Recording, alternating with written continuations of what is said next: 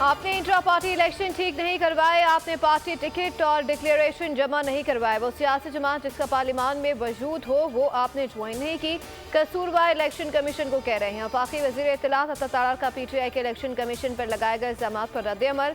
कहा कि केस में पीटीआई एमएनए डिक्लेयर किए जाने की दरख्वास्त नहीं दी गई, सिर्फ आप मासूम और बाकी कसूरवार हैं।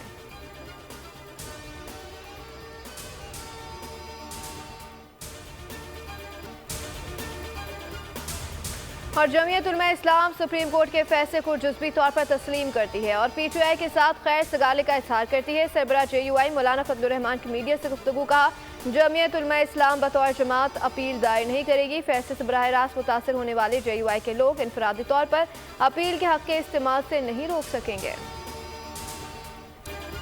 गुजरांवाला, डस्का, मियांवाली, पसरूर, फिरोजवाला समेत पंजाब के मुख्तलिफ शहरों में बारिश का सिलसिला वक्फे से जारी। फिरोजवाला में मकान की छत गिरने से खातून जख्मी। जुड़वा शहरों इस्लामाबाद और रावलपिंडी में धुआंधार बादलों की एंट्री। कराची के मुख्तलिफ इलाकों में भी बूंदाबांदी।